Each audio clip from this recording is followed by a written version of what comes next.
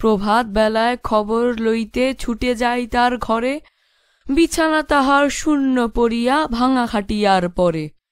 টেবিলের পরে ছোট বড় যত মালিশের শিশিগুলি, উপহাস যেন করিতেছে মোরে ছিপি পরা দাঁত তুলি।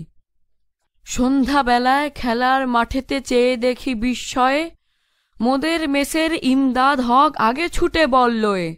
বাম পায়ে বল ড্রিবলিং করে ডান পায়ে মারে ঠেলা, ভাঙা কয়খানা হাতে পায়ে তার বজ্র করিছে খেলা। ১. শব্দগুলো পাঠ থেকে খুঁজে বের করি, অর্থ বলি।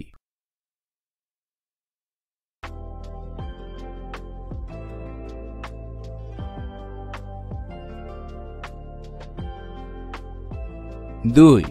ঘরের ভিতরের শব্দগুলো খালি জায়গায় বসিয়ে বাক্য তৈরি করি।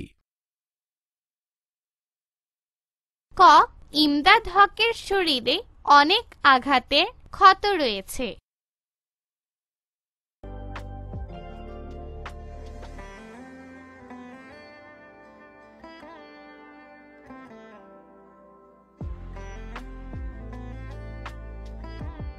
খ. সন্ধ্যাবেলায় পায়ে হাতে পটি বাঁধে সে।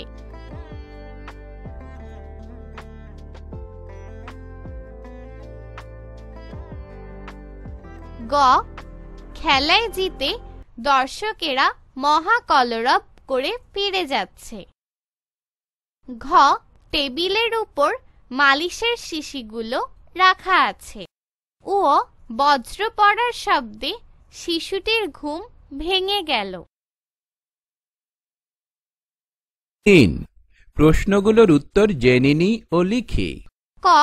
প্রভাত বেলায় ফুটবল খেলোয়াড় ইমদাদ হকের বিছানা শূন্য পড়ে আছে কেন?